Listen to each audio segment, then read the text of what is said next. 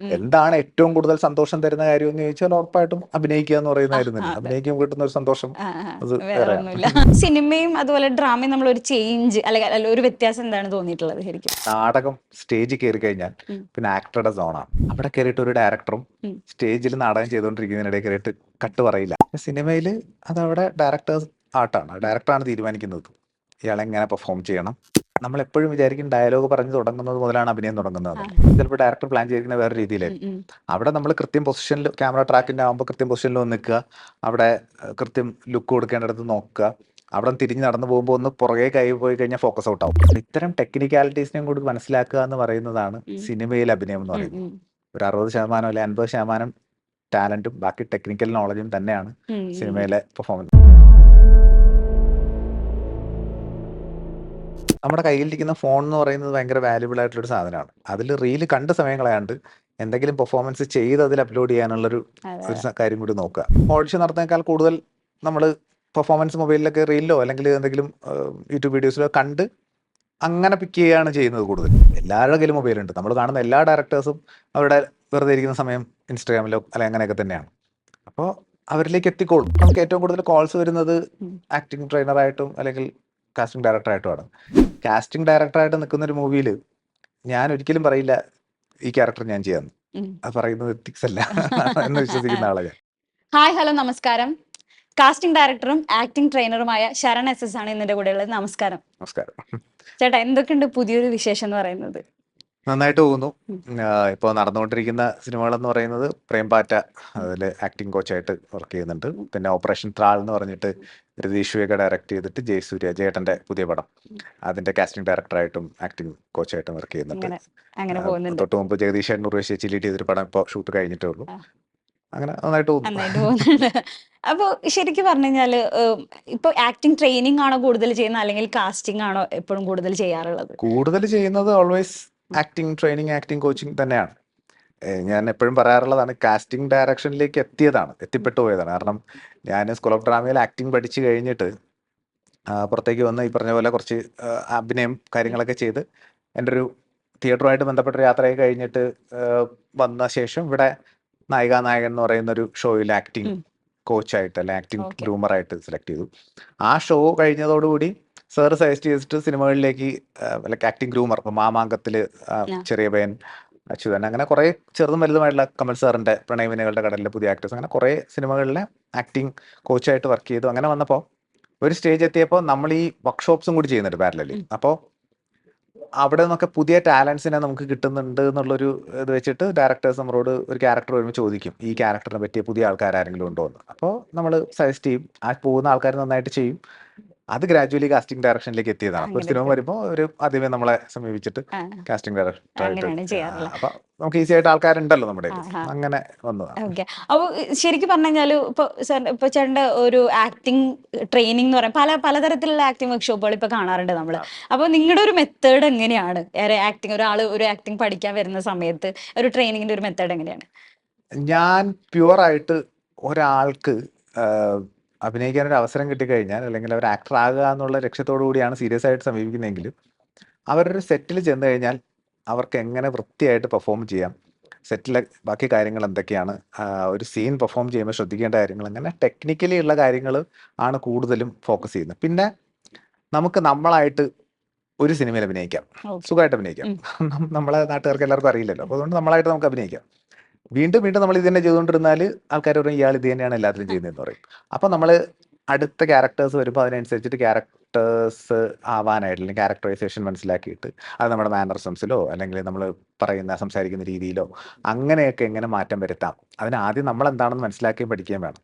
അപ്പം ആ രീതിയിലുള്ള കാര്യങ്ങളൊക്കെ ഉൾപ്പെടുത്തിക്കൊണ്ടുള്ള ട്രെയിനിങ് പ്രോസസ്സാണ്. ഫൈനലി അവർക്കത് ഈവൻ ക്യാമറ വെച്ചിട്ട് തന്നെ പെർഫോം ചെയ്യാനുള്ള ഒരു സ്പേസ് കൊടുത്തിട്ട് അവിടെയും കറക്റ്റ് ചെയ്യും. എങ്ങനെയാണ് നമ്മളൊരു ഷോട്ട്, ഇപ്പോൾ സാധാരണക്കാർക്ക് പലർക്കും അറിയാത്തൊരു കാര്യമാണ്, നമ്മുടെ ഒരു സിനിമയിൽ ഒരു സീൻ ഷൂട്ട് ചെയ്യാന്ന് പറഞ്ഞാൽ പലപ്പോഴും ലീനിയർ ആയിട്ട്, അതായത് അതിന്റെ ഓർഡറിലായിട്ടൊന്നും ആവില്ല ഷൂട്ട് ചെയ്യുന്നത്. ഇപ്പോൾ ആദ്യം വൈഡ് പോവാം, പിന്നീട് ക്ലോസ് പോവാം, അല്ലെങ്കിൽ ആദ്യം ക്ലോസ് പോയിട്ട് വൈഡ് പോവാം, അല്ലെങ്കിൽ ഇപ്പോൾ ഇവിടെ നിന്ന് ലൈറ്റ് മാറുന്നത് കൊണ്ട് ആദ്യം ഈ ഷോട്ടുകൾ പോവാം എന്നൊക്കെ പറഞ്ഞാൽ അങ്ങനെ ലീനിയർ ഫോമാറ്റിലായിരിക്കും ഷൂട്ട് ചെയ്യുന്നത്. അപ്പോൾ പ്രോപ്പർ ഷൂട്ട് നടക്കുന്ന സമയത്ത് നമ്മൾ പണ്ട് നമുക്ക് ബെസ്റ്റ് ആക്ടർ എന്ന് പറയുന്ന സിനിമയിൽ ചോദിച്ചിട്ടുണ്ട്, നീയൊക്കെ ആനയുടെ അത്ര ബുദ്ധിയുള്ളവന് മാത്രമേ അഭിനയിപ്പിക്കുള്ളൂ എന്നാ പിന്നെ അന്ന് പറഞ്ഞിട്ടുണ്ട്. ശരിക്കും കുറച്ച് ബുദ്ധി വേണം അഭിനയിക്കാൻ. എന്ന് വെച്ചാൽ ബുദ്ധിയും ഓർമ്മശക്തിയൊക്കെ വേണം. വേണം. അറ്റ്ലീസ്റ്റ് ആ മൊമെന്റ് നിൽക്കാനെങ്കിലും പറ്റണം. ആ മൊമെന്റ് നിൽക്കുക എന്നുള്ളത് ഏറ്റവും പ്രധാനപ്പെട്ട കാര്യം. ഞാൻ എൻ്റെ വർക്ക്ഷോപ്പുകളിലെല്ലാം പറയാറുള്ള കാര്യമാണ്, ബി ഇൻ ദ മൊമെന്റ്. ആ മൊമെന്റിൽ നിൽക്കും. ആ മൊമെന്റ് നിൽക്കുന്ന സമയത്ത് അവിടെ ഉണ്ടാകുന്ന കാര്യങ്ങൾക്ക് നമുക്ക് റിയാക്ട് ചെയ്യാൻ പറ്റും. അല്ലാണ്ട് നമ്മൾ ഇതിന്റെ ബാക്കി കാര്യങ്ങളെ കുറിച്ചിട്ടോ പുറമേയുള്ള കാര്യങ്ങളെ കുറിച്ചോ ഓവർ തിങ്ക് ചെയ്തുകൊണ്ടിരുന്നു കഴിഞ്ഞാൽ നമുക്ക് ചിലപ്പോൾ നന്നായിട്ട് പെർഫോം ചെയ്യാൻ പറ്റിയെന്ന് പറ്റില്ല വരില്ല. പറ്റില്ല. അപ്പോൾ അതെങ്ങനെ സാധ്യമാക്കാം, അത്തരം കാര്യങ്ങളൊക്കെ തന്നെയാണ് അത്രയാണ് വർക്ക്ഷോപ്പിൽ പഠിപ്പിക്കുന്നത്. പറയുന്നത്. സാധാരണ നമ്മൾ ഇപ്പൊ പറയുകയാണെങ്കിൽ ഇപ്പൊ കാസ്റ്റിംഗ് ഭയങ്കര ഇമ്പോർട്ടന്റ് ആണ്. ഇപ്പൊ മലയാള സിനിമയിലായാലും നമ്മളിപ്പോ ഒരു സിനിമ എടുത്ത് നോക്കുകയാണെന്നുണ്ടെങ്കിൽ കാസ്റ്റിംഗ് ഭയങ്കര പെർഫെക്റ്റ് ആയിരുന്നു എല്ലാവരും പറയാൻ തുടങ്ങിയിട്ടുണ്ടായിരുന്നു. പക്ഷെ ഒരു കാലത്ത് എന്ന് പറഞ്ഞു കഴിഞ്ഞാൽ ഒരു സ്റ്റാർ വാല്യൂ ഉള്ള ഒരു ആർട്ടിസ്റ്റ് ആയിരിക്കും ചിലപ്പോൾ അഭിനയിക്കുക. ചിലപ്പോൾ അപ്പൊ നമ്മൾ വിചാരിക്കും ഇവരതിന് മാച്ച് ആയിരുന്നില്ല എന്നൊക്കെ തോന്നാറുണ്ട്. അപ്പോൾ ശരിക്കും ആ ഒരു തലത്തിലേക്ക് എത്തിക്കാനൊക്കെ എങ്ങനെയാ ചെയ്യുന്ന ഒരു ട്രെയിനിങ് എന്ന് പറയുന്നത്? അതായത് ഇപ്പം ഞാൻ കാസ്റ്റിംഗ് ചെയ്യുന്ന സമയത്ത് നമ്മൾ ആക്ടേഴ്സിനെ അല്ലെങ്കിൽ ആ വേണ്ട ആക്ടേഴ്സിനെ കാസ്റ്റ് ചെയ്ത് കഴിഞ്ഞാൽ അവരെ ആ ക്യാരക്ടർ പറഞ്ഞു കൊടുത്ത് അതിനായിട്ട് ഗ്രൂം ചെയ്ത് കൊടുക്കുക എന്ന് പറയുന്ന ഒരു കാര്യം കൂടി ചെയ്യാറുണ്ട്. അതുകൊണ്ടാണ് കൂടുതൽ അത്തരം അവർക്കൊരു 2 പേരെ ഹയർ ചെയ്യുന്ന എന്നെ ഒറ്റയ്ക്ക് ഹയർ ചെയ്താൽ മതി എന്നുള്ളത് കൊണ്ടാണ് കൂടുതൽ അങ്ങനെ അവസരങ്ങൾ വരുന്നത്. നമ്മളെപ്പോഴും കൃത്യമായിട്ട് സ്ക്രിപ്റ്റിനെ പഠിക്കും. സ്ക്രിപ്റ്റ് പഠിച്ചു കഴിഞ്ഞിട്ട് ഒരു ക്യാരക്ടറിനെ പഠിക്കുക എന്ന് പറഞ്ഞാൽ നമ്മളെപ്പോഴും അയാളുടെ ബാക്ക് സ്റ്റോറിയെ കുറിച്ചിട്ടും അല്ലെങ്കിൽ വരികൾക്കിടയിൽ വായിക്കുക എന്ന് പറയും. അതായത് ഈ സമയത്ത് ഇങ്ങനെ സംസാരിക്കുന്ന അല്ലെങ്കിൽ ഇങ്ങനെ ചെയ്യുന്ന ആളാണെങ്കിൽ അയാൾ എങ്ങനെയുള്ള ആളായിരിക്കും എന്ന് പറയുന്ന രീതിയിലായിരിക്കും കഥാപാത്രത്തെ മനസ്സിലാക്കുന്നത്. എന്നിട്ട് ഓക്കെ, ഇങ്ങനെ ഒരാളെ പെർഫോം ചെയ്യാൻ പറ്റുന്ന ഇപ്പോൾ ഡയറക്ടേഴ്സും അല്ലെങ്കിൽ കൂടെയുള്ള ക്രൂവിനൊക്കെ സജഷൻസ് ഉണ്ടാവും. ഇതെല്ലാം കൂടെ വെച്ചിട്ട് നമ്മളൊരു 3 പേരുടെ ഒരു ഓപ്ഷൻ ഉണ്ടാക്കും. എന്നിട്ട് അതിൽ നിന്ന് 2 പേരെ ഫൈനലൈസ് ചെയ്യും. എന്നിട്ട് ഇവരോട് സംസാരിച്ചിട്ടോ, അത് പുതിയ ആൾക്കാരാണെങ്കിൽ അവരെ വിളിച്ചോട്ടോ ഓഡിഷൻ ചെയ്ത് നോക്കിയിട്ടോ ഒക്കെ തന്നെയാണ് കാസ്റ്റിംഗ് പ്രോസസ് നടത്തുന്നത്. അപ്പോൾ അത് ലൈക്ക് ഓൾറെഡി ഇൻഡസ്ട്രിയിലുള്ള ആൾക്കാരാണെങ്കിൽ ആ രീതിയിൽ, അതല്ലെങ്കിൽ പുതിയ ആൾക്കാരാണെങ്കിൽ ഓഡിഷൻ എന്ന് പറയുന്നത് ഒരിക്കലും ഞാൻ മറ്റേ പബ്ലിക് ഓഡിഷൻ പരിപാടി ചെയ്യാറില്ല. എന്ന് വെച്ചാൽ ഒരുപാട് ആൾക്കാരെ വിളിച്ചു കൂട്ടി ഇവരെ തീർത്ത് മഴ ബുദ്ധിമുട്ടിക്കാറില്ല. നമ്മൾ നമ്മുടെ മെയിൽ കാര്യങ്ങൾ ഓപ്പൺ ചെയ്യും. അതിലേക്ക് വരുന്നത് സത്യസന്ധമായിട്ട് എല്ലാം നോക്കും. എല്ലാം ഞാനോ എൻ്റെ കൂടെയുള്ള ആൾക്കാരോ ഇത് നോക്കിയിട്ട്, ഇപ്പം ഈ ഓപ്പറേഷൻ റാളിന് തന്നെ ഏതാണ്ട് 3000-ഓളം മെയിലുകൾ വന്നിട്ടുണ്ടായിരുന്നു. അതിൽ നിന്ന് ഒരു 900 ഷോർട്ട് ലിസ്റ്റ് ചെയ്തിട്ട് ഇപ്പോൾ കഴിഞ്ഞ ദിവസം ഡയറക്ടറായിട്ട് ഇരുന്നിട്ട് ഒരു 100-150 പേരെ നമ്മൾ ഫൈനൽ ലിസ്റ്റിലേക്ക് ആക്കിയിട്ടുണ്ട്. പിന്നെ അവരെ നമുക്ക് സമയം കൊടുത്ത് വിളിച്ചാൽ മതി. സമയം കൊടുത്ത് വിളിക്കുക എന്ന് പറയുന്നത് ഇമ്പോർട്ടൻ്റാ. നമ്മൾ അവരോടൊരു ഡേറ്റ് പറഞ്ഞ് ഇന്ന സമയത്ത് വന്ന് ചെയ്യുക എന്ന് പറയാം. അവരുടെ സമയത്തിന് വാല്യൂ ഉണ്ട്. നമ്മൾ ഒരിക്കലും ഒരു ഓഡിഷൻ അഭിനയിക്കാൻ നടക്കുന്ന ആൾക്കാരെന്ന് പറഞ്ഞിട്ട് അവരെ എവിടെ വന്ന് നോട്ടെ വെയിൽ കൊണ്ടോട്ടെ എന്നൊന്നും പറയാൻ പാടില്ല എന്നൊരു സാധനമുണ്ട്. അങ്ങനെ ഒരു എത്തിക്സ് മാനേജ് ചെയ്യാറുണ്ട് എല്ലാ കാര്യത്തിലും. ഇപ്പത്തെ ഒരു സിറ്റുവേഷനിൽ ഞാൻ ഇപ്പൊ കണ്ടുള്ള ഒരു കാര്യം തന്നെ, ഇപ്പൊ വാഴ 2 ഒക്കെ ഇറങ്ങിയ സമയത്ത് കണ്ടന്റ് ക്രിയേഷൻ ചെയ്ത ആളുകൾ സിനിമയിലേക്ക് വരുന്ന ഒരു അവസ്ഥ വരുന്നുണ്ട്. അപ്പൊ അവരൊക്കെ എന്ന് പറഞ്ഞാൽ ഇതുപോലെ ട്രെയിനിങ് ഒക്കെ ഇപ്പൊ നമ്മൾ ചിന്തിക്കുന്ന ഒരു കാര്യം, ഇപ്പൊ ആളുകൾ കുറച്ച് കണ്ടന്റ് ചെയ്ത് കഴിഞ്ഞാൽ നമുക്ക് സിനിമയിൽ വരാം എന്നൊക്കെ ഒരു ചിന്തിക്കുന്നത്. അപ്പൊ ആ ഒരു കാര്യത്തിനെ പറ്റിയിട്ടൊക്കെ എന്താ പറയാനുള്ളത്? ഇപ്പൊ പ്രേംപാറ്റയില് 400 പേരിൽ നിന്ന് ഒരു 40 കുട്ടികളെ സെലക്ട് ചെയ്തിട്ടുണ്ട്. അതിൽ നിന്നൊരു ഒരു ഭൂരിപക്ഷം കുട്ടികളും ഓൺലൈനിൽ കണ്ടന്റ് ചെയ്യുന്ന ആൾക്കാരും അങ്ങനെ കണ്ടന്റ് ക്രിയേറ്റേഴ്സ് ഒക്കെ തന്നെയാണ്. പക്ഷെ അവർക്ക് നമ്മളൊരു 3 ദിവസത്തെ വർക്ക്ഷോപ്പ് കൊടുത്തിട്ടുണ്ടായിരുന്നു. സിനിമയിൽ എങ്ങനെയാണ്, എന്താണ് സീൻസ്, അങ്ങനെയുള്ള കാര്യങ്ങളൊക്കെ വെച്ചിട്ട് ഒരു സെറ്റിൽ എങ്ങനെ ബിഹേവ് ചെയ്യണം, എല്ലാം മൊത്തം കാര്യങ്ങളെ വെച്ചിട്ടൊരു വർക്ക്ഷോപ്പ് കൊടുത്തിട്ടാണ് സിനിമയിലേക്ക് കൊണ്ടുവരുന്നത്. ഉറപ്പായിട്ടും അവരവരുടെ കംഫർട്ട് സോണിൽ നിന്നുകൊണ്ടാണല്ലോ ഈ റീലും കോണ്ടന്റ് ക്രിയേഷൻസ് ഒക്കെ ചെയ്യുന്നത്. സിനിമയുടെ സെറ്റ് എന്ന് പറയുന്നത് നമ്മൾ ഈ പുറത്തുനിന്ന് കാണുന്ന പോലെ അത്ര കളർഫുൾ പരിപാടിയല്ല. സിനിമ സെറ്റിൽ അത്യാവശ്യം നമ്മൾ അത്രയും പേഷ്യൻസ് ഒക്കെ ഉണ്ടെങ്കിലാണ് നമുക്ക് നിൽക്കാൻ പറ്റുക. ഷൂട്ടിനോട് താല്പര്യം ഇല്ലാത്ത ഒരാൾക്ക് സെറ്റിൽ പോയി എന്നാൽ അതുപോലൊരു ബോറടി വേറൊന്നും ഉണ്ടാവില്ല. അപ്പോൾ സെറ്റ് എന്ന് പറയുന്നത് വേറൊന്നും തന്നെയാണ്. അപ്പോൾ ആ ഒരു ധാരണയൊക്കെ ഉണ്ടായി കൊടുത്തിട്ടായിരിക്കും സിനിമയിലേക്ക് കൊണ്ടുവരുന്നത്. ഉറപ്പായിട്ടും കോണ്ടന്റ് ക്രിയേറ്റ് ചെയ്യുന്ന ആൾക്കാർക്ക് ആ ക്രിയേറ്റിവിറ്റി ഉള്ളത് കൊണ്ട് തന്നെ അവർക്ക് ആക്ട് ചെയ്യുന്ന സമയത്ത് അത് കൂടുതൽ സപ്പോർട്ട് ചെയ്യും. ഉറപ്പായിട്ടുള്ളതാണ്. പിന്നെ സത്യസന്ധമായ കാര്യമാണ്, അവർക്കൊരു ഒരു ഫോളോവേഴ്സ് കാര്യങ്ങളൊക്കെ ഉള്ളത് കൊണ്ട് സിനിമ എന്ന് പറയുന്നത് ഒരു മാർക്കറ്റ് ചെയ്യപ്പെടേണ്ട ഒരു പ്രൊഡക്റ്റ് ആണ്. അപ്പൊ അതിന്റെ ബിസിനസ് കാര്യങ്ങൾക്കും അത് സപ്പോർട്ട് ചെയ്യും. ആ രീതിയിൽ. പക്ഷെ ചില സിനിമ വരുന്ന സമയത്ത് നമ്മുടെ ഒരു തോട്ട് പ്രോസസ് ഉണ്ടായിരിക്കില്ല, നമുക്ക് ഇതുപോലെ ട്രെയിൻ ചെയ്ത ആളുകളെ കൊണ്ടുവരണം അല്ലാതെ. പക്ഷെ ചില പ്രൊഡ്യൂസേഴ്സ് പറയും ഇവരുടെ ഒരു ഫെയിം വെച്ചിട്ട് സിനിമയിൽ എടുക്കാം. അപ്പൊ അങ്ങനത്തെ എന്തെങ്കിലും സിറ്റുവേഷൻസ് ഒക്കെ വന്നിട്ടുണ്ടോ? ഒരുപാടുണ്ടാവും. നമ്മളെപ്പോഴും ആദ്യം സജസ്റ്റ് ചെയ്യുന്നത് ആക്ടേഴ്സ് എന്നുള്ള രീതിയിൽ തന്നെ ആയിരിക്കും. ഞാൻ പറയുന്ന കോണ്ടന്റ് ക്രിയേറ്റ് ചെയ്യുന്ന ആക്ടേഴ്സ് അല്ല എന്നല്ല പറയുന്നത്. പക്ഷെ ഈ രണ്ടും കൂടി കമ്പയർ ചെയ്യുമ്പോൾ ഞാൻ നേരത്തെ പറഞ്ഞ പോലെ അതൊരു കമ്മോഡിറ്റിയാണ്, അത് വിൽക്കേണ്ടതാണ്, ആൾക്കാരിലേക്ക് എത്തിക്കേണ്ടതാണ്. അതിനെങ്ങനെ എന്തൊക്കെ ചെയ്യാന്നുള്ളത് തന്നെയാണ് അതിന് കാശ് മുടക്കുന്ന ആൾ ആലോചിക്കുക. അപ്പൊ അവരുടെ ആ ചിന്തയെ നമുക്ക് തെറ്റാണെന്ന് പറയാൻ പറ്റില്ലല്ലോ. അപ്പോൾ നമ്മൾ ഈ വരുന്ന ആൾക്കാരെ അല്ലെങ്കിൽ അവർ സജസ്റ്റ് ചെയ്യുന്ന ആൾക്കാരെ എങ്ങനെ മോൾഡ് ചെയ്ത് നമുക്ക് ആ വേണ്ട രീതിയിലാക്കാം ആ എന്നുള്ള രീതിയിൽ നോക്കും. ചിന്തിക്കാറുണ്ട്. അതിപ്പോ നേരത്തെ വർക്ക്ഷോപ്പിന്റെ കാര്യം പറഞ്ഞല്ലോ. ഇപ്പൊ കുറേ വർക്ക്ഷോപ്പുകൾ ഉണ്ട്. അപ്പൊ ഇപ്പത്തെ ഒരു വർക്ക്ഷോപ്പിനെ കുറിച്ചിട്ടൊക്കെ എന്താണ് പറയാനുള്ളത്? ഇപ്പൊ പുതിയ കുറേ ആളുകൾ വരുന്നുണ്ട്. ഒരു സമയത്ത് എന്ന് പറഞ്ഞു കഴിഞ്ഞാൽ നമ്മൾ എനിക്ക് തോന്നുന്നു വിരലിലുണ്ടാവുന്ന കുറച്ച് ആളുകൾ, അതും നാടകത്തിന്റെ ബാക്ക്ഗ്രൗണ്ടിൽ നിന്ന് വന്ന ആളുകളൊക്കെ ആയിരുന്നു. അപ്പൊ അതിന്റെ ഒരു മാറ്റത്തെ കുറിച്ച് എന്താണ് പറയാനുള്ളത്? അതായത് ഈ അടുത്ത് ഞങ്ങളുടെ ഒരു സീനിയർ ആയിട്ടുള്ളൊരു സുഹൃത്ത് പറഞ്ഞാണ്, അതായത് പണ്ട് ഈ സിനിമയിൽ സജീവമായി നിൽക്കുന്ന ആൾക്കാർക്ക് അക്കാഡമിക്കലി ഉള്ള കാര്യങ്ങൾ അത്ര താല്പര്യം ഉണ്ടായിരുന്നില്ല, ഉം, പഠിപ്പിക്കൽ എന്നൊക്കെ പറയുന്നത്. ഉം, നമ്മുടെ ലോക്ക്ഡൗൺ ഒക്കെ വന്നതിന് ശേഷം എല്ലാവരും ഉം, ടീച്ചിങ്ങിലേക്ക് കുറച്ചുകൂടെ കോൺസെൻട്രേറ്റ് ചെയ്തു, കുറച്ചുകൂടെ വർക്ക്ഷോപ്സുകൾ കൂടി. നല്ല കാര്യമാണ്, എല്ലാ വർക്ക്ഷോപ്പിൽ നിന്ന് എന്തെങ്കിലും കാര്യങ്ങൾ പഠിക്കാനുണ്ടാവും. നല്ലത് മാത്രം എടുക്കുക എന്നൊക്കെ പറയുന്ന കാര്യം തന്നെയാണ് എനിക്ക് വർക്ക്ഷോപ്പിന് പോകുന്ന ആൾക്കാരോട് പറയാനുള്ളത്. ആ, പക്ഷേ പ്രധാനമായിട്ട് ശ്രദ്ധിക്കേണ്ട ഒരു കാര്യം ഈ പറഞ്ഞ പോലെ ഈ പോയിട്ട് അവിടെയുള്ള ആൾക്കാരെ പരിചയപ്പെട്ട് അവരിൽ നിന്ന് അവസരം കിട്ടും എന്നുള്ളൊരു രീതിയിൽ മാത്രം വർക്ക്ഷോപ്പിനെ കാണാതിരിക്കുക. ഉം, ഉം, നമ്മൾ ഈ പറഞ്ഞ ഇതിന്റെ ക്രാഫ്റ്റ് പഠിച്ചെടുക്കുക, അല്ലെങ്കിൽ ഇപ്പൊ ഞാൻ എപ്പോഴും പറയാറുള്ളായിരുന്നു, നമുക്ക് ഈ അവസരങ്ങൾ എന്ന് പറയുന്നത് ഇവിടെ നിൽക്കുകയാണെങ്കിൽ ഉം, നമ്മൾ നമ്മുടെ പണിയെടുത്ത് ഇവിടെ എത്തുകയാണെങ്കിൽ അവസരങ്ങളിലേക്ക് ഉം, എൻ്റർ ആവാൻ പറ്റും. ഉം. അതിന് വേറെ കുറുക്കു വഴികളൊന്നും നോക്കേണ്ട കാര്യമൊന്നുമില്ല. നമ്മൾ ഒന്ന് കൃത്യമായിട്ട് നമ്മുടെ ആ, പണിയെടുത്താൽ ആ, മതി. ആ, പക്ഷെ പണിയെടുക്കണം. ആ. ഇത് മറ്റേ ചക്ക വീണ് മൊയില് വെക്കുന്ന ഇല്ല, ചാവുന്ന പോലത്തെ പരിപാടിയല്ല. കാരണം ഒരു ഷോട്ടിൽ നമ്മൾ അഭിനയിക്കുക എന്ന് പറയുന്നത് നമ്മൾ നന്നായിട്ട് അഭിനയിച്ചു എന്ന് വിചാരിക്കുന്ന, അല്ലെങ്കിൽ കണ്ണും പൂട്ടി സിക്സ് അടിക്കുന്ന പോലെ ഒറ്റയടിക്ക് അഭിനയിച്ചു, അതവിടെ ഫോക്കസ് ഔട്ട് ആണെങ്കിൽ വീണ്ടും കൊടുക്കണം. ആ, അപ്പൊ എന്തെങ്കിലും ടെക്നിക്കൽ പ്രശ്നം വന്നു കഴിഞ്ഞാൽ വീണ്ടും കൊടുക്കണം. ഈ ഉം, എത്ര തവണ കൊടുക്കേണ്ടി വന്നാലും അത് ഒരു കോട്ടവും തട്ടാണ്ട് ഏറ്റവും ബെസ്റ്റ് തന്നെ കൊടുക്കാൻ പറ്റുന്ന രീതിയിൽ നമ്മൾ ആ, പ്രിപ്പയർഡ് ആയിരിക്കണം, ഉം, ഉം, ഉം, എക്യുപ്ഡ് ആയിരിക്കണം. ഉം, ഉം. അപ്പൊ അതിന് പണിയെടുത്ത് പ്രാക്ടീസ് ചെയ്ത് സെറ്റ് ആയിട്ട് തന്നെ പോകണം. ആ, അപ്പൊ അതിന് പറ്റുന്ന രീതിയിലുള്ള വർക്ക്ഷോപ്പുകൾ കണ്ടെത്തുക, ആ, അതിലേക്ക് പോവുക. ഉം, ബാക്കി ഈ പുറമേ കാണുന്ന ഫാസിനേറ്റ് ചെയ്യുന്ന കാര്യങ്ങളിലേക്ക് പോകാണ്ടിരിക്കുക. പിന്നെ വർക്ക്ഷോപ്പ് ഞാൻ നേരത്തെ എൻ്റെ വീഡിയോസിലും പറഞ്ഞിട്ടുള്ള കാര്യമാണ്, വർക്ക്ഷോപ്പ് എടുക്കുന്ന ആൾക്കാരോട് എനിക്ക് ഇപ്പോഴും പറയാൻ തോന്നിയിട്ടുള്ള കാര്യം എന്ന് വെച്ചാൽ ഇത് കുറച്ച് സെൻസിറ്റീവ് ആയിട്ടുള്ള ഏരിയ ആണ്. അപ്പോൾ നമ്മൾ അവിടെ വർക്ക്ഷോപ്പിൽ ഒരു മൊമെന്റ് ക്രിയേറ്റ് ചെയ്യാന്ന് പറഞ്ഞിട്ട് അവരെ കൊണ്ട് പലതും പറയിക്കുക, കരയിക്കുക, എന്നിട്ട് പിന്നെ അവിടെ ഒരു സീൻ ക്രിയേറ്റ് ചെയ്യുക എന്നൊക്കെ പറയുന്നത്, ഉം, ആ മൊമെന്റ് ഷൂട്ട് ചെയ്ത് എഡിറ്റ് ചെയ്ത് പുറത്തേക്ക് വിടുമ്പോൾ നല്ല ഉം, രസമായിരിക്കും. ഉം. പക്ഷെ ആ ആൾക്കാർക്ക് അത് ചിലപ്പോൾ അത്ര ഓക്കെ ആയിരിക്കണമെന്നില്ല. ആ, അത് ആ, ഞാൻ തുറന്നു പറയാൻ, ഞാനിപ്പോൾ ദുബായിലൊക്കെ വർക്ക്ഷോപ്പ് ചെയ്തിരുന്ന സമയത്ത് അവിടെ വന്ന ഒന്ന് രണ്ട് ആൾക്കാർ പറഞ്ഞതെന്ന് വെച്ചാൽ, ഇത്തരം പല വർക്ക്ഷോപ്പുകൾക്കും പങ്കെടുത്തിട്ട് അവർക്ക് ഈ പുറത്തേക്ക് എടുത്ത ട്രോമ ഹീൽ ചെയ്യാൻ പറ്റാണ്ട് ഉം. ഓഫീസിലെ ആൾക്കാരോട് ദേഷ്യപ്പെടുന്നു, ഓ, അല്ലെങ്കിൽ ഡ്രൈവ് ചെയ്ത് പോകുന്ന സമയത്ത് ട്രാഫിക് സിഗ്നൽ ശ്രദ്ധിക്കാൻ പറ്റുന്നില്ല, അങ്ങനെയുള്ള സിറ്റുവേഷൻസ് ഉണ്ടാകുന്നുണ്ടെന്ന് പറഞ്ഞു.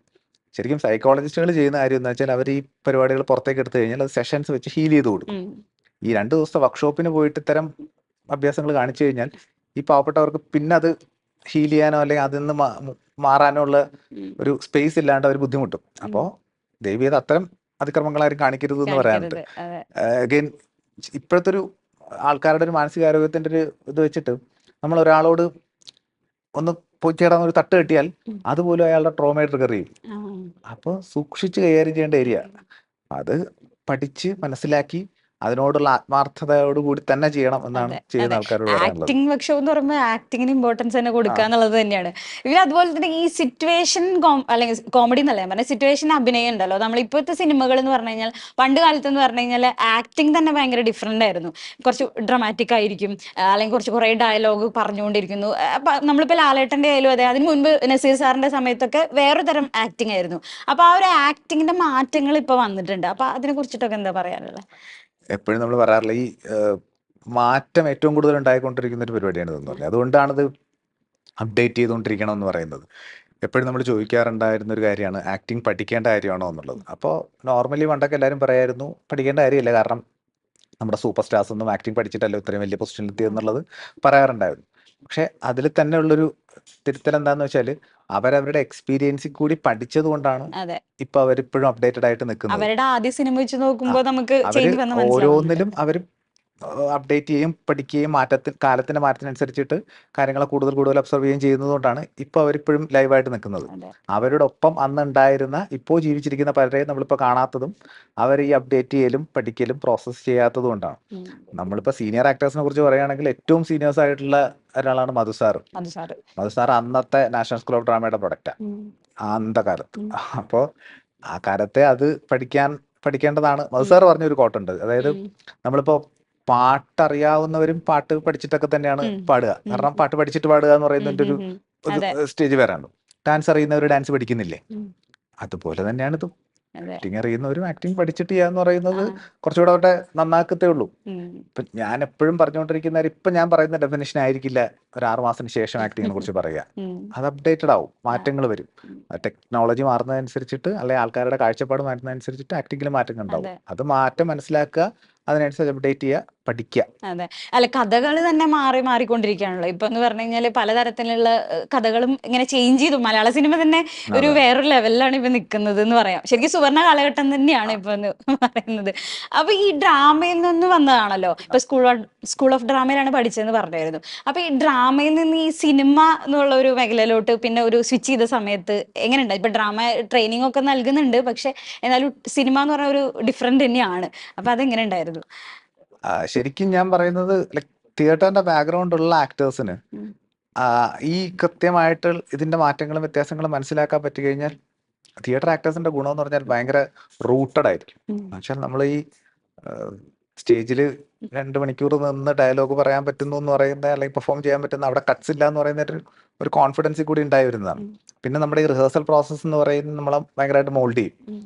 അപ്പോൾ നമുക്ക് ഇപ്പോൾ ഞാൻ സ്കൂൾ ഓഫ് ഡ്രാമയിൽ പോകുന്നതിന് മുൻപ് പല ഇന്റർനാഷണൽ പെർഫോമൻസസും അല്ലെങ്കിൽ നാഷണൽ ലെവലിൽ പല കാര്യങ്ങളും അതൊക്കെ അഭിനയിച്ചു ഭയങ്കര ബെസ്റ്റ് ആക്ടർ എന്ന് പറഞ്ഞിട്ടാണ് സ്കൂൾ ഓഫ് ഡ്രാമയിലേക്ക് പോകുന്നത്. അവിടെ പോയിട്ട് 6 മാസം കഴിഞ്ഞപ്പോൾ എനിക്ക് തോന്നി എനിക്ക് ഇനി അഭിനയിക്കാൻ പറ്റില്ല എന്ന് തോന്നി. ഉം. അതിന് കാരണം എന്താണെന്ന് വെച്ചാൽ അതുവരെ നമ്മൾ ചെയ്തുകൊണ്ടിരുന്നതൊക്കെ തെറ്റാണല്ലേ, അതങ്ങനെയല്ല ചെയ്യേണ്ടത് എന്നുള്ള തിരിച്ചറിവ് വരുമ്പോൾ നമ്മുടെ കോൺഫിഡൻസിനെ അത് ബാധിക്കും. ഉം. ഉം. അതവിടെ ഇട്ടിട്ട് പോയി കഴിഞ്ഞാൽ അവിടെ കഴിയും. ഉം. അതല്ലാണ്ട് അവിടെ നിന്ന് നമ്മൾ വീണ്ടും വർക്ക് ചെയ്യുക, വീണ്ടും നാടകങ്ങൾ ചെയ്യുക, അപ്പം നമ്മുടെ മറ്റേ ശബ്ദമൊക്കെ സ്ക്രാച്ച് ആയിട്ട് വീണ്ടും ഉം. സെറ്റ് ആവില്ല. ഉം. അതുപോലെ സംഭവം സെറ്റ് ആവും. ഉം. അങ്ങനെ ഒരു കോൺഫിഡൻസോട് കൂടി വരുമ്പോൾ നമുക്ക് പിന്നീട് വരുന്ന എല്ലാ മീഡിയംസും ഉം. ആ രീതിയിൽ ഹാൻഡിൽ ചെയ്യാൻ പറ്റും. പറ്റും. മനസ്സിലാക്കുക എന്നുള്ളത് തന്നെയാണ്, ആ. ആ. ചെയ്ത് തന്നെയാണ് മനസ്സിലാക്കുന്നത്. ആ. പക്ഷെ നാടകം ചെയ്യുന്നത് പോലെയല്ലല്ലോ സിനിമ എന്ന് പറഞ്ഞാൽ. പണ്ട് നാടകം ഇപ്പൊ കുറെ ഡയലോഗ് പറയുന്നു, സ്റ്റേജിൽ അത്ര ആളുകൾ ഉണ്ടാവും. എനിക്ക് തോന്നുന്നു അപ്പൊ തന്നെ റെസ്പോൺസ് വരും. ഇപ്പൊ ഒരു സിനിമ നമ്മൾ കണ്ടു കഴിഞ്ഞ് ഒരു കുറച്ച് ദിവസം കഴിഞ്ഞ് അപ്പോഴൊക്കെ ആയിരിക്കും, അല്ലെങ്കിൽ റിലീസ് ആയതിനു ശേഷമായിരിക്കും. അപ്പൊ ആ സിനിമയും അതുപോലെ ഡ്രാമയും നമ്മൾ ഒരു ചേഞ്ച് അല്ലെങ്കിൽ ഒരു വ്യത്യാസം എന്താണ് തോന്നിയിട്ടുള്ളത് ശരിക്കും? ശരിക്കും പറഞ്ഞാൽ ഒരുപാട് വലിയ സീനിയേഴ്സ് ഒക്കെ പറഞ്ഞിട്ട് വലിയ വ്യത്യാസം ഇല്ല എന്നൊക്കെ പറഞ്ഞിട്ടുണ്ട്. പക്ഷെ വ്യത്യാസം ഉറപ്പായിട്ടുണ്ട്. അത് എങ്ങനെ വ്യത്യാസം വരുന്നതെന്ന് വെച്ചാൽ നമ്മൾ വ്യക്തമായിട്ട് ആദ്യത്തെ വ്യത്യാസം വെച്ചാൽ നാടകം സ്റ്റേജിൽ കയറി കഴിഞ്ഞാൽ ഉം. പിന്നെ ആക്ടറുടെ സോണാണ്. ഉം. അവിടെ കയറിയിട്ട് ഒരു ഡയറക്ടറും ഉം. സ്റ്റേജിൽ നാടകം ചെയ്തുകൊണ്ടിരിക്കുന്നതിനിടയിൽ കയറിയിട്ട് കട്ട് പറയില്ല. പറയില്ല. അത് ആക്ടർക്ക് കൊണ്ടുപോകാം, ആ. അയാളുടെ ഒരു യുക്തിക്കനുസരിച്ച് അയാളുടെ ഒരു ഉം. ക്യാരക്ടറൈസേഷൻസ് വെച്ച് കൊണ്ടുപോകാൻ പറ്റും. പക്ഷെ സിനിമയിൽ അതവിടെ ഡയറക്ടേഴ്സ് ആർട്ടാണ്, ഡയറക്ടറാണ് തീരുമാനിക്കുന്നത് ഇയാളെങ്ങനെ പെർഫോം ചെയ്യണം. ഒരു ഷോട്ട് വെച്ചിട്ട് ആ ഷോട്ടിനുള്ളിൽ പെർഫോം ചെയ്യുക എന്നൊക്കെ പറയുന്ന കാര്യമുണ്ട്. ഉം. ഇപ്പോൾ നമ്മളെപ്പോഴും വിചാരിക്കും ഡയലോഗ് പറഞ്ഞു തുടങ്ങുന്നത് മുതലാണ് അഭിനയം തുടങ്ങുന്നത്. ആ. അങ്ങനെയല്ല, ക്യാരക്ടർ രജിസ്റ്റർ ചെയ്യുന്ന സമയം എന്ന് പറയുന്നത് ചിലപ്പോൾ ഡയറക്ടർ പ്ലാൻ ചെയ്തിരിക്കുന്ന വേറെ രീതിയിലായിരിക്കും. ഉം. ഉം. അവിടെ നമ്മൾ കൃത്യം പൊസിഷനിൽ, ക്യാമറ ട്രാക്കിൻ്റെ ആകുമ്പോൾ കൃത്യം പൊസിഷനിൽ വന്ന് നിൽക്കുക, അവിടെ കൃത്യം ലുക്ക് കൊടുക്കേണ്ടടുത്ത് നോക്കുക, അവിടെ തിരിഞ്ഞ് നടന്നു പോകുമ്പോൾ ഒന്ന് പുറകെ കൈ പോയി കഴിഞ്ഞാൽ ഫോക്കസ് ഔട്ട് ആവും. ഉം. അതും കൂടി മനസ്സിലാക്കണം, എവിടെ നിന്നാണ് ഇത് മൂവ്മെന്റ് എടുക്കാൻ പറ്റുക, ഏത് പൊസിഷനിൽ നിൽക്കാൻ പറ്റും. ഉം. അപ്പൊ ഇത്തരം ടെക്നിക്കാലിറ്റീസിനെയും കൂടി മനസ്സിലാക്കുക എന്ന് പറയുന്നതാണ് ഉം. സിനിമയിൽ അഭിനയം എന്ന് ഉം. പറയുന്നത്. ഉം. ഒരു 60% അല്ലെ 50% ടാലന്റും ബാക്കി ടെക്നിക്കൽ നോളജും തന്നെയാണ് ഉം. സിനിമയിലെ പെർഫോമൻസ്. നല്ല ടെക്നിക്കൽ എത്രയും അവെയർ ആണെങ്കിൽ സിനിമയിൽ നല്ല രീതിയിൽ പെർഫോം ചെയ്യാൻ ആ. പറ്റും. ആ. ആ. കാരണം സിനിമ കുറച്ചുകൂടി സമയവും കൂടി ഡിമാൻഡ് ചെയ്യുന്ന കാര്യമാണ്. ഉം. പിന്നെ സിനിമയിൽ ഇപ്പം നമ്മൾ 3 ടേക്ക് കൊടുത്തു. ഉം. അതിൽ എൻ്റെ ഏറ്റവും ബെസ്റ്റ് ടേക്ക് അല്ലെങ്കിൽ ആക്ടർ ഏറ്റവും ബെസ്റ്റ് ടേക്ക് എന്ന് വിചാരിക്കുന്നത് ആദ്യത്തെ ടേക്ക് ആണെങ്കിലും ഉം. ഡയറക്ടർ എഡിറ്ററും തീരുമാനിക്കുകയാണ് അതിൽ 3ാമത്തെ ടേക്കാണ് പുറത്തേക്ക് വിടേണ്ടതെന്ന് വെച്ചാൽ അതേ പുറത്തേക്ക് പോകുള്ളൂ. ഉം. ഉം. അവിടെ ആക്ടർക്ക് വേറെ ചെയ്യുന്നില്ല. ഉം. അപ്പൊ എന്ന് പറയുന്ന പോലെ ഡയറക്ടേഴ്സ് ആർട്ടാണ് ആ. ആ. സിനിമ എന്ന് ആ. പറയുന്നത്. ആ. അപ്പോൾ അപ്പൊ ആ വ്യത്യാസം ഉറപ്പായിട്ടും ഉണ്ട്. ഉണ്ടാവും. മറ്റത് പ്യൂർലി നമുക്ക് ആ ആക്ടർ സോണിൽ പോകാൻ പറ്റും. ഉം. ഇവിടെ കുറച്ചുകൂടെ ടെക്നിക്കലിയും കൂടി മനസ്സിലാക്കിയിട്ട് വേണം ആ. കാര്യങ്ങൾ ചെയ്യാൻ. പല ആർട്ടിസ്റ്റുകളും ഇപ്പൊ ഈ നാടകത്തിലൊക്കെ അഭിനയിക്കുന്ന ആളുകൾ പറയുന്ന ഒരു കാര്യം പൊതുവെ പറയുന്നതാണ്, അതായത് ആ ഒരു ടൈമിൽ കിട്ടുന്ന ഒരു റെസ്പോൺസ് അവർക്ക് ഭയങ്കരമായിട്ട് ഉറപ്പായിട്ടും. ഗുണം ചെയ്യുമെന്ന് പറയുന്നത് പിന്നെ സ്റ്റേജിൽ നിൽക്കുന്ന സമയത്ത് നമുക്ക് അവിടെ നിന്നൊരു നമ്മളിങ്ങനെ എവിടെ നിന്നെങ്കിലും ഒരു ക്ലാപ്പോ കാര്യങ്ങളോ ഒക്കെ വരുമ്പോൾ കിട്ടുന്ന ഒരു സാധനം ഉണ്ട് നമുക്ക്. പക്ഷെ ഒരിക്കലും നമുക്കത് നമ്മുടെ ക്യാരക്ടറിന്റെ എനർജിയൊന്നും ബാധിക്കാൻ പാടില്ല. നമ്മൾ ഏത് എനർജിയിലാണോ പൊക്കോണ്ടിരിക്കുന്നത് അതിൽ തന്നെ പോകണം എന്നുള്ളതാണ്. പക്ഷെ തിയേറ്റർ ചെയ്യുമ്പോൾ അത് ആ മൊമെന്റ് നമുക്ക് റെസ്പോൺസ് കിട്ടുക എന്ന് പറയുന്നത് തരുന്നൊരു ഫീൽ അത് വേറെ തന്നെയാണ്. അതിന്റെ കോൺഫിഡൻസും വേറെയാണ്. ഒരു തിയേറ്റർ പെർഫോമൻസ് ചെയ്തിട്ട് നമ്മളൊരു സിനിമയിലേക്കോ അല്ലെങ്കിൽ അങ്ങനത്തെ ഒരു ഏരിയയിലേക്ക് വരുമ്പോൾ നമുക്കൊരു ഭയങ്കരമായിട്ട് കോൺഫിഡൻസ് ഉണ്ടാവും. പക്ഷേ തിരിച്ചറിയാൻ പറ്റണം ഇതിലുള്ള ഡിഫറൻസ് എന്താണെന്നുള്ളത്. അതായത് ഇപ്പോൾ നമുക്ക് ഒരു റിയാക്ഷൻ അല്ലെങ്കിൽ ഒരു എക്സ്പ്രഷൻ നമ്മൾ നാടകത്തിൽ കൊടുക്കുന്നതും സിനിമയിൽ കൊടുക്കുന്നതിനെ കുറിച്ച് ആലോചിക്കുന്നതും അല്ലെങ്കിൽ ആ എക്സ്പ്രഷനെ കുറിച്ച് അല്ലെങ്കിൽ ആ ഒരു ഇമോഷനെ കുറിച്ച് ആലോചിക്കുന്നതും ഏതാണ്ട് ഒരേപോലെ ഇമ്പാക്റ്റ് ഉം, ഉണ്ടാക്കും. ഉം, എന്ന് വെച്ചാൽ ഇപ്പോൾ ഡയലോഗ് പറയുന്നതിന് മുൻപ് ഉം. എന്താണ് ഞാൻ ഈ പറയാൻ പോകുന്നത് എന്നുള്ളത് അല്ലെങ്കിൽ ആ മനസ്സിലാക്കലുണ്ടല്ലോ, അത് വെച്ചിട്ടൊന്ന് ആലോചിച്ചിട്ടായിരിക്കും ഡയലോഗിലേക്ക് പോകുന്നത്. ഉം. ആ ആലോചന പോലും സിനിമയിൽ ഭയങ്കര ഇമ്പാക്റ്റ് ഓ ഉള്ളതാണ്. നാടകത്തിൽ നമുക്കത് എവിഡന്റ് ആയിട്ട് ചിലപ്പോൾ കൊടുക്കേണ്ടി വരും. ആ ഒന്ന് ആ തരത്തില് കൊടുക്കേണ്ടി അല്ലെങ്കിൽ ഇന്റിമേറ്റ് ആയിട്ടുള്ള ആ തിയേറ്റർ സ്പേസ് ആയിരിക്കണം. ആ അങ്ങനെ ഒരുപാട് ആൾക്കാർ ഇരിക്കാത്ത വളരെ ഇന്റിമേറ്റ് ആയിട്ടുള്ള അത്തരം തിയേറ്റർ പെർഫോമൻസസ് നടക്കാറുണ്ട്. ഉം, അവിടെയൊക്കെ ഉം, ഓക്കെയാണ്. ഉം. പക്ഷെ എന്നാലും കുറച്ചുകൂടി ഒരു അത് ഒരു ഒരു ഒരു പൊട്ടിക്കൊരു എനർജി ഡിമാൻഡ് ചെയ്യുന്നുണ്ട് അവിടെ. അതെ അതെ പക്ഷെ ഇപ്പം കഴിഞ്ഞ ദിവസം ഞാൻ കുമാർ സുനിൽ എന്ന് പറഞ്ഞ ഉം. ഫെമിനിച്ചി ഫാത്തിമ എന്നൊക്കെ ആ പറഞ്ഞ ആ നല്ല മൂവിയിലെ മൂവി ആയിരുന്നു. ആക്ടറുടെ ആളുടെ ഒരു സോളോ ഉം, പെർഫോമൻസ് ഉം, ഉണ്ടായിരുന്നു. ആ, കോഴിക്കോട് വെച്ചിട്ട് ഉം. കണ്ടിട്ടുണ്ടായിരുന്നു. അത് കുമരു എന്നാ പിള്ളയുടെ പേര്. സോളോ ആണ്, ആ ഒറ്റയ്ക്കാണ് എല്ലാ ആ ക്യാരക്ടേഴ്സും ചെയ്യുന്നത്. ഗംഭീര പെർഫോമൻസ്. അത് വെച്ചാൽ നമുക്ക് മാച്ച് ചെയ്യാൻ പറ്റില്ല അതിനോടൊപ്പം. ആള് ഡിഫറെന്റ് ക്യാരക്ടേഴ്സ് ആകുന്നതും മറ്റ് ക്യാരക്ടേഴ്സിനോട് സംസാരിക്കുന്നതും. അപ്പോൾ ആക്ടറുടെ ഒരു വേറെ ഒരു ഒരു റെവലേഷൻ എന്നൊക്കെ പറയുന്ന മോഡാണ് ഉം, തിയേറ്റർ ഓൾവേസ്, ഉം. സ്റ്റേജ് എന്ന് പറയുന്നത്. സിനിമയിൽ വരുമ്പോൾ അത് കുറച്ച് റെസ്ട്രിക്ഷൻസിനുള്ളിലാവും. ആ അത്രയൊരു ഏത് എക്സ്പ്രഷൻസിനൊക്കെ അത് ഒരു എക്സ്പ്രഷൻസിന് ബേസ് ആ ചെയ്തിട്ട് മാത്രമല്ല, നമ്മൾക്ക് ഈ പറഞ്ഞ കുറേ ടെക്നിക്കൽ ആയിട്ടുള്ള ബൗണ്ടറീസ് വെക്കും ആ ആ ഇതിനുള്ളിൽ. ഉം. അപ്പൊ ഇതിനുള്ളിൽ അഭിനയിക്കുക, ഷോട്ടിനുള്ളിൽ അഭിനയിക്കുക ആ എന്ന് പറയും. നമുക്ക് കൈവിട്ട് അഭിനയിക്കുക എന്ന് പറയുന്ന മോഡലിലേക്ക് അതെ പോകാൻ പറ്റില്ല. അതെ അത്രയൊക്കെ ഉള്ളൂ. ഞാൻ എനിക്ക് തോന്നുന്നു സിനിമകളിൽ ഇപ്പൊ ഈ പറഞ്ഞ പോലെ തന്നെ ഇപ്പൊ ഈ സിറ്റ്കോം കുറെ ഇറങ്ങിയിട്ടുണ്ടായിരുന്നു, അല്ലെങ്കിൽ ഇതുപോലെ സിംഗ് സൗണ്ടിൽ ചെയ്യുന്നതൊക്കെ ഉണ്ട്. അതിലൊക്കെ കുറേം കൂടി അവർക്ക് അങ്ങനെ ആക്ട് ചെയ്യാൻ പറ്റുന്നുണ്ടെന്ന് തോന്നുന്നുണ്ട്. അപ്പൊ കട്ട് ആ അല്ല, അല്ലെങ്കിൽ ലൈവായിട്ട് ഇങ്ങനെ പോകുന്നതിലൊക്കെ ചെയ്യാൻ സിറ്റ്കോംസ് ഷൂട്ട് പറ്റുന്നുണ്ട്. ചെയ്യുന്ന ഇപ്പം നമ്മൾ ഫേമസ് ആയിട്ടുള്ള പല സിറ്റ്കോംസും മൾട്ടി ക്യാമിലാണ് ഷൂട്ട് ആ ചെയ്യുന്നത്. ആ അത് ഡിഫറെന്റ് ക്യാമറാസ് വെച്ചിട്ട് ലേപ്പൽ കൊടുത്തിട്ടാണ് ഉം, പോകുന്നത്. ഉം. അപ്പം ആ ഫ്ലോയിൽ പോകാൻ പറ്റും. ഫ്ലോയിൽ പോകാൻ പറ്റും. ആ, മറ്റേ ഇതുപോലെ കട്ട് പറയേണ്ട ഒരു കട്ടും സിറ്റുവേഷൻ അങ്ങനെ വരുന്നില്ല. അങ്ങനെ പോകുന്നുണ്ട്. അവര് മൊത്തം ലൈറ്റപ്പ് ചെയ്തിട്ടിട്ട് ആ ആ ഒരു ഏരിയ പ്ലാൻ ചെയ്ത് റിഹേഴ്സൽ പോകും. ആ മൾട്ടി ക്യാം വെച്ചിട്ട് ഒറ്റ സിംഗ് ഏരിയ സൗണ്ട് വേണം, സിംഗ് സൗണ്ട് ഡബിങ്ങിന്റെ വേണം, ആവശ്യമില്ല എന്നുള്ള ഒരു പ്ലെയിൻ രീതിയിൽ പോലെ തന്നെ അടിച്ചു പോകാൻ പറ്റും. അങ്ങനെ ഇപ്പൊ ചേട്ടൻ ഒരു സിറ്റ്കോം ചെയ്തിട്ടുണ്ടല്ലോ ഇരുന്നല്ലോ. അത് ലോങ് ബാക്ക്, അത് ആ 2012 ആ കാലഘട്ടത്തില് ജസ്വൻ ചുമ എന്ന് പറഞ്ഞിട്ട് ഉം, അമൃത ടി വിയിലുണ്ടായിരുന്നു. ഉം, ഇപ്പോഴത്തെ നമ്മുടെ സിജു വിൽസൺ, ആ, ശ്രീറാം, പേളി ആ. അവരൊക്കെ ആയിരുന്നു അതില്. ഒരു തുടക്ക ഞാൻ കാലഘട്ടം തന്നെയായിരിക്കും. അതെ. അപ്പൊ എങ്ങനെ ഉണ്ടായിരുന്നു ആ കാലത്ത് അങ്ങനെ ഒരു സിറ്റ്കോം ചെയ്യുമ്പോ? ഇപ്പൊ എന്ന് പറഞ്ഞു കഴിഞ്ഞാല് നമ്മള് ഇപ്പൊ ആളുകൾക്കൊക്കെ അറിയാം സിറ്റ്കോം എന്ന് പറഞ്ഞാൽ എന്താന്ന് ഇപ്പൊ എല്ലാവരും കണ്ടുകൊണ്ടിരിക്കണം. ഇപ്പൊ ഉപ്പുമുളകായാലും അതെ മറിമായാലും നമ്മൾ കണ്ടുകൊണ്ടിരിക്കുന്നതാ. ആ കാലഘട്ടത്തിൽ അങ്ങനെ ഒരു ഇത് കൊണ്ടുവരിക എന്ന് പറയുമ്പോൾ അതെങ്ങനെ ഉണ്ടായിരുന്നു ആ ഒരു എക്സ്പീരിയൻസ്? ശരിക്കും പറഞ്ഞാൽ അന്ന് തുടങ്ങുന്ന സമയത്ത് ഇത് സിറ്റ്കോം ആണെന്നോ അല്ല ഇതെന്താ സംഭവിക്കാൻ പോകുന്നതെന്ന് എനിക്ക് അറിയില്ലായിരുന്നു. കാരണം സ്കൂൾ ഓഫ് ഡ്രാമയിൽ വന്നിട്ട് ഞാൻ കോഴ്സ് കഴിഞ്ഞ് വന്ന് എറണാകുളത്ത് വന്നൊരു ഓഡിഷൻ കൊടുത്തതാണ്. അപ്പോൾ അതിന് സെലക്ട് ആയി അവർ വിളിച്ചു. ആ, ചെന്നു, ഷൂട്ട് തുടങ്ങി. എന്നിട്ടാണ് എനിക്കിത് എന്താന്നൊക്കെ മനസ്സിലാകുന്നത്. ആ വെച്ചാൽ ആ അന്ന് ആ സമയത്ത് നമ്മൾ ലൈക്ക് പെർഫോം ചെയ്യാന്നുള്ളതിനെ കുറിച്ച് മാത്രമേ ആലോചിക്കുന്നുള്ളൂ. പക്ഷേ അത് ഭയങ്കരമായിട്ട് ശ്രദ്ധിക്കപ്പെട്ടു വന്നു. ഭയങ്കര ആ സമയത്ത് ഭയങ്കര ഹിറ്റ് ആയിരുന്നു ആ ആ ജസ്വൻ ചുമ എന്ന് ആ, പറഞ്ഞത്. അതെ. ഇപ്പോഴും ആൾക്കാർ അതിനെ കുറിച്ച് പറയാറുണ്ട്. വിളിച്ചു പറയാറുണ്ടല്ലേ. പിന്നെ അതിനുശേഷം മൂവീസ് ഒക്കെ ചെയ്തിട്ടുണ്ടായിരുന്നു, കുറച്ച് മൂവീസ് ഒക്കെ ചെയ്തിട്ടുണ്ട്. കുറച്ചൊക്കെ പിന്നെ എന്താണ് അതൊരു സജീവമായി നിൽക്കാണ്ടിരുന്നത്? അഭിനയത്തിലോ. ആ ആ, പ്രധാനപ്പെട്ട കാര്യം എന്താന്ന് വെച്ചാൽ നമുക്ക് ഏറ്റവും കൂടുതൽ കോൾസ് വരുന്നത് ഉം, ആക്ടിംഗ് ട്രെയിനറായിട്ടും അല്ലെങ്കിൽ കാസ്റ്റിംഗ് ഡയറക്ടറായിട്ടുമാണ്. കാസ്റ്റിംഗ് ഡയറക്ടറായിട്ട് നിൽക്കുന്ന ഒരു മൂവിയിൽ ഞാൻ ഒരിക്കലും പറയില്ല ഈ ക്യാരക്ടർ ഞാൻ ചെയ്യാന്ന്. ഉം. അത് പറയുന്നത് എത്തിക്സ് അല്ല എന്ന് വിശ്വസിക്കുന്ന ആൾ. അപ്പോൾ അവിടെ നിന്ന് പറഞ്ഞു കഴിഞ്ഞാൽ ഇപ്പോൾ ലളിതം സുന്ദരം ചെയ്യുന്ന സമയത്ത് ഉം. അറിയാലോ, ലളിതം ആ സുന്ദരം അറിയാം, മധു വാര്യരായിരുന്നു. മത്സരനോട് ലളിതം സുന്ദരത്തിന്റെ കാസ്റ്റിംഗ് ഡയറക്ടർ ഞാൻ തന്നെയായിരുന്നു. അപ്പോൾ ലളിതം സുന്ദരം ചെയ്യുന്ന സമയത്ത് സംഭവിച്ചത് എന്താന്ന് വെച്ചാൽ ഈ ഓഡിഷൻസ് വരുന്ന ആൾക്കാർക്ക് ബിജുവേട്ടന്റെ പോർഷൻ ഞാനാണ് അഭിനയിക്കുന്നത്. ആ അപ്പം അങ്ങനെയാണ് ചെയ്തുകൊണ്ടിരുന്നത്. അപ്പം ആ സമയത്ത് ഇത് ഇങ്ങനെ സ്ഥിരമായിട്ട് മച്ചേട്ടൻ കാണുന്നുണ്ടല്ലോ. ഉം, അപ്പൊ ഒരു മൊമെന്റിൽ മച്ചേട്ടൻ പറഞ്ഞു ആ മറ്റേ ക്യാരക്ടർ ഉം. ശനി തന്നെ ചെയ്യൂ. ചെയ്തു. അങ്ങനെ പറഞ്ഞു കഴിഞ്ഞാൽ ഓക്കെ. ആ ആ അല്ലാണ്ട് ഒരിക്കലും നമ്മൾ പറയില്ല. നമ്മള് ലൈക്ക് ഏതാണ് ബെസ്റ്റ്, ഇപ്പൊ നമ്മളെക്കാൾ ബെസ്റ്റ് ഒരു ഓപ്ഷൻ ഉണ്ടെങ്കിൽ അതിനെ അവിടെ വെക്കാം ഉം. എന്നേ ആലോചിക്കുള്ളൂ. ആ, അല്ലാതെ എത്തിക്കലി നമുക്കത് അങ്ങോട്ട് ചിന്തിച്ചില്ല. അക്സെപ്റ്റ് ചെയ്യാൻ പറ്റില്ല. അല്ല ചെയ്യുന്ന എന്തായാലും നമ്മള് തെറ്റൊന്നുമല്ല. ഡ്രാമ ഒരു ആക്ടറും കൂടി ആണല്ലോ, അപ്പൊ നമുക്കൊരു സിനിമ നടനാവണം എന്നുള്ള ഒരു ആഗ്രഹം പണ്ട് തൊട്ട് ഉണ്ടായിരുന്നോ? എങ്ങനെയായിരുന്നു ഈ ഒരു അല്ല, നാടകത്തിലോട്ടൊക്കെ വരുന്നത്? സിനിമ നടൻ അങ്ങനെയല്ല. നടൻ എന്ന് പറയുക, ആക്ടർ എന്ന് പറയുന്ന ഒരു ആക്ടർ. പരിപാടി ഓൾവേസ് ഉള്ളതാണ്. ആ നമുക്ക് ലൈക്ക് പല പെർഫോമൻസുകളും കാണുമ്പോൾ നമുക്ക് ഗംഭീരമായിട്ട് പെർഫോം ചെയ്യാൻ പറ്റുന്ന ഉം, കാര്യങ്ങൾ നമ്മൾ പഠിച്ച് മനസ്സിലാക്കി ചെയ്യുന്നുണ്ട്. ഉം. ഇപ്പൊ റീസെന്റ് അഭിനയിക്കുന്ന പരിപാടി എന്ന് പറയുന്നത് അറിയുന്നുള്ള ജിസ്മ വിമൽ എന്ന് പറഞ്ഞിട്ടൊരു ആ ആ യൂട്യൂബ് കപ്പിൾ ആ ഉണ്ട്. ആ ആ അവരെ എനിക്ക് ഇതുപോലെ 2 സ്ഥലത്ത് നിന്ന് കിട്ടിയതാ. ഉം. അവർ 2 വർക്ക്ഷോപ്പിൽ നിന്ന് കിട്ടിയത്. ഓക്കെ. പിന്നെ അവർക്ക് ഇങ്ങനെ വർക്കുകൾ കണക്ട് ചെയ്യും. പിന്നെ അവർ ഒരുമിച്ച് വന്നപ്പോൾ അവരൊരു ചാനൽ തുടങ്ങിയിട്ട് അങ്ങനെ മറ്റേ ഗുരുദക്ഷിണ അതുപോലെ വെച്ചതാണ് ഈ ക്യാരക്ടേഴ്സ്. അങ്ങനെ. അത് അത്യാവശ്യം ഉം. ആ സീരീസുകൾ ഭയങ്കര ഹിറ്റായി ആ പോയി. ആക്ടർ എന്നുള്ള രീതിയിൽ നമ്മൾ ചെയ്ത പരിപാടികളൊക്കെ അത്യാവശ്യം മാർക്ക് ചെയ്ത് മാർക്ക് ചെയ്ത് കിടപ്പുണ്ട്. കിടപ്പുണ്ട്. അതുകൊണ്ടാണ് അന്ന് ചെയ്ത 2012 ചെയ്തതും ഇപ്പോൾ ആൾക്കാർ ഇപ്പൊ ഓർക്കുന്നതും സംസാരിക്കുന്നതിനുള്ള ഒരു കാരണം ഓർക്കുന്നത്. അതെ, നമ്മൾ എത്രയോ വർക്ക് ചെയ്യണമെന്നില്ല, ഒരു വർക്കായാലും ആളുകൾ ഇത്ര ഓർമ്മിക്കാന്ന് പറയുമ്പോൾ അത് വലിയൊരു കാര്യം ചെയ്തിട്ടതെല്ലാം തന്നെയാണ് ആ ഒരു ഇതിൽ കിടക്കുന്നുണ്ട്. ഇപ്പോൾ കിടക്കുന്നതാണ്. വന്നുകൊണ്ടിരിക്കുന്ന സാധനങ്ങൾക്കും ആ ഒരു വാല്യൂ ഉണ്ട്. ആ അതെ. പക്ഷേ സജീവമായിട്ട് ഈ പറഞ്ഞ പോലെ ഉം. എന്താണ് ഏറ്റവും കൂടുതൽ സന്തോഷം തരുന്ന കാര്യം എന്ന് ചോദിച്ചാൽ ഉറപ്പായിട്ടും അഭിനയിക്കുക എന്ന് പറയുന്ന കാര്യം തന്നെ. അതെ. അഭിനയിക്കുമ്പോൾ കിട്ടുന്ന ഒരു സന്തോഷം അത് വേറെ വേറെയാണ്. ഒന്നുമില്ല. അതുപോലെ തന്നെ ഒരു ആക്ടർക്ക് വേണ്ട ഒരു ഇപ്പൊ വോയിസ് മോഡുലേഷൻ അല്ലെങ്കിൽ ബോഡി ലാംഗ്വേജ് എന്ന് പറയല്ലോ, അതിനൊക്കെ എങ്ങനെയാണ് ട്രെയിനിങ് കൊടുക്കുന്നത്? അത് ഏറ്റവും പ്രധാനപ്പെട്ട ഒരു കാര്യമാണ്, വോയിസ് മോഡുലേഷനും അതുപോലെ തന്നെ ബോഡി ലാംഗ്വേജ് എന്ന് പറയുന്നത്. എല്ലാത്തിനും നമുക്ക് എക്സസൈസുകളുണ്ട്. നമ്മളിപ്പോൾ ഞാൻ എൻ്റെ വർക്ക്ഷോപ്പുകൾ നടക്കുമ്പോൾ പ്രധാനമായിട്ടും പറയുന്ന ഒരു കാര്യമാണ്, ഈ 2-3 ദിവസം അല്ല നിങ്ങൾ പണിയെടുക്കേണ്ടത്. ഈ 2-3 ദിവസങ്ങൾ മനസ്സിലാക്കിയിട്ട് പോവുക. ഇനിയുള്ള ഓരോ ദിവസവും നിങ്ങൾ പണിയെടുക്കേണ്ട ദിവസങ്ങളാണ്. അത് ഒരു ദിവസം നിങ്ങളൊരു സീരിയസ് ആയിട്ട് ഇതൊരു പ്രൊഫഷൻ ആക്കാൻ തീരുമാനിച്ചിട്ടുണ്ടെങ്കിൽ നിങ്ങൾ ദിവസം ഒരു 10-15 മിനിറ്റ് ഇതിനു വേണ്ടി മാറ്റി വെക്കുന്നത് നല്ലതായിരിക്കും. അങ്ങനെ ഒരു 21 ദിവസം നിങ്ങൾ കണ്ടിന്യൂസ് ആയിട്ട് പണിയെടുത്തു കഴിഞ്ഞാൽ വ്യത്യാസം ഉണ്ടാവും. അതിനുള്ള കാര്യങ്ങളെ അല്ലെങ്കിൽ എന്തൊക്കെ ചെയ്യാം, എന്തൊക്കെയാണ് എക്സസൈസുകൾ ചെയ്യേണ്ടത്, എന്തൊക്കെയാണ് ആക്ടിവിറ്റീസ് ചെയ്യേണ്ടത് എന്നുള്ള മനസ്സിലാക്കലാണ് ഈ 3 ദിവസത്തെ അല്ലെങ്കിൽ 2 ദിവസം വർക്ക്ഷോപ്പ് എന്ന് മനസ്സിലാക്കിയിട്ട് പോകേണ്ടത്.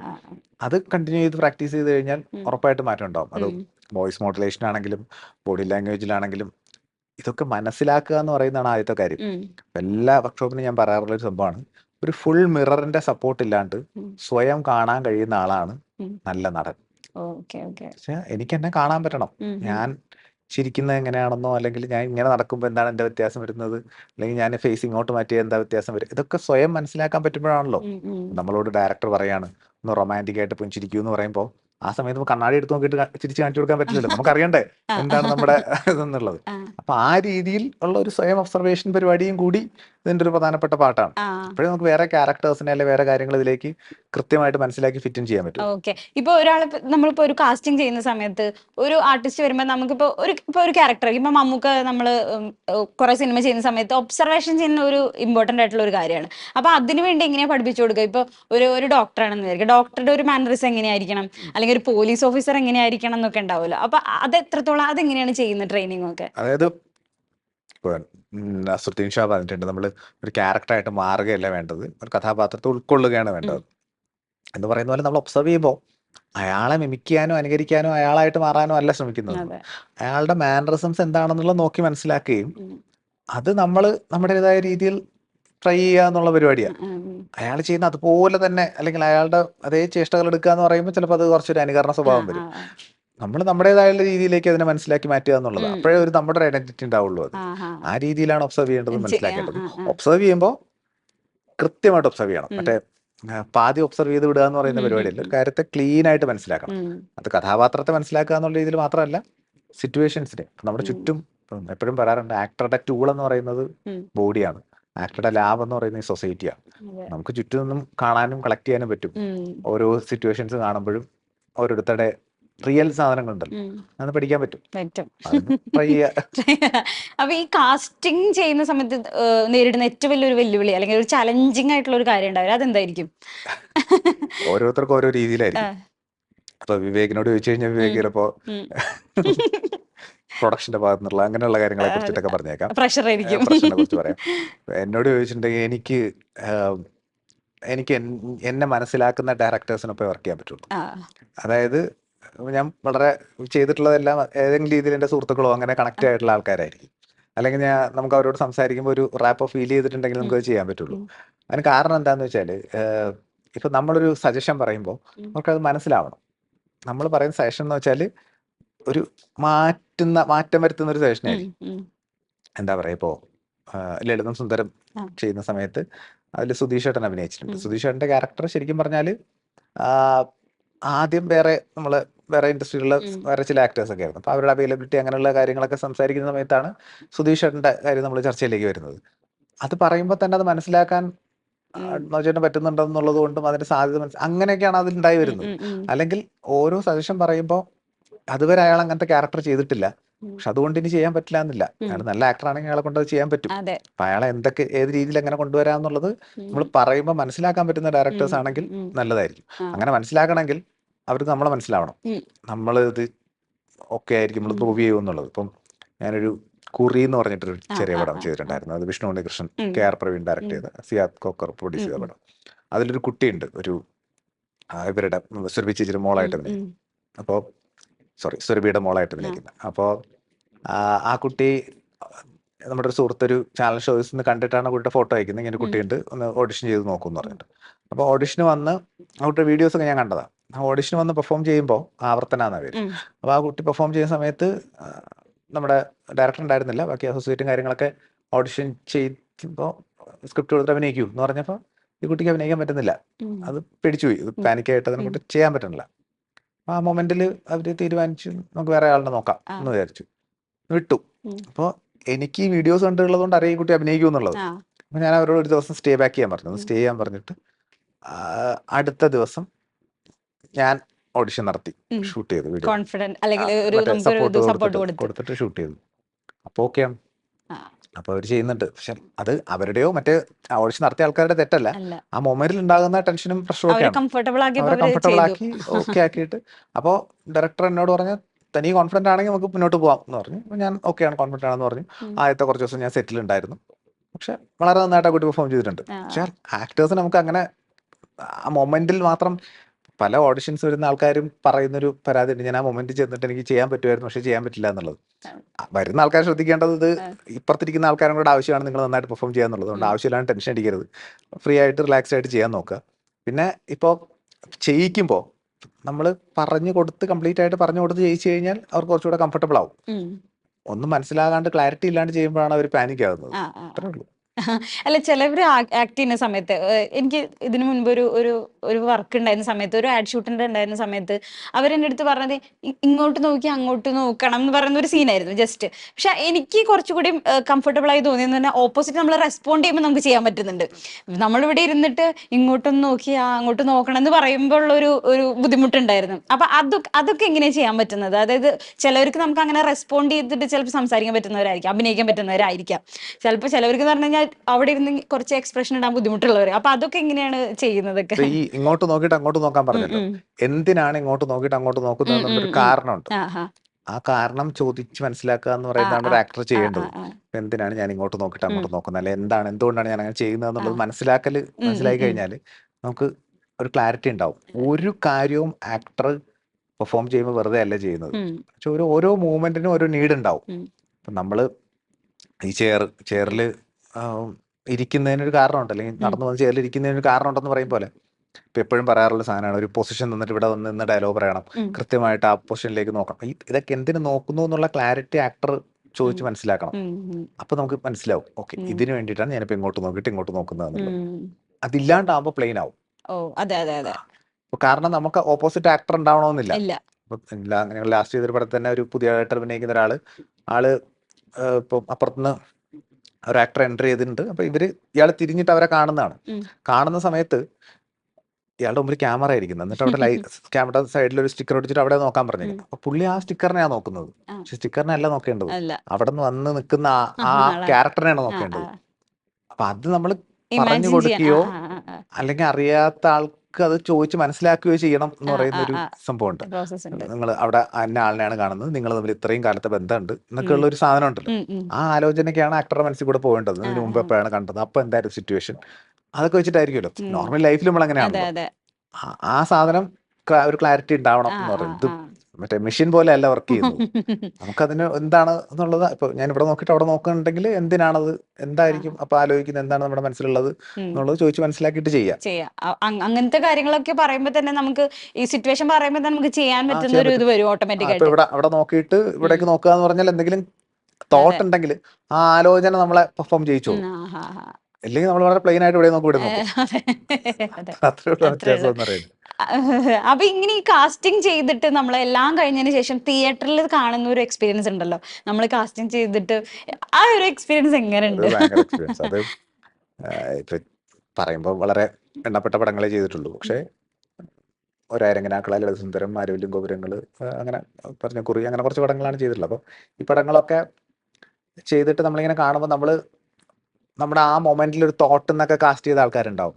അല്ലെങ്കിൽ നമ്മൾ ആ സമയത്ത് എന്തെങ്കിലും മൊബൈലിലൊക്കെ സ്ക്രോൾ ചെയ്യുന്ന സമയത്ത് ഇവനെ വിളിക്കാം എന്നൊക്കെ ആലോചിച്ചിട്ട് കൊണ്ടുവന്ന് വെച്ചിട്ട് ചെയ്യിച്ച ആൾക്കാരുണ്ടാവും.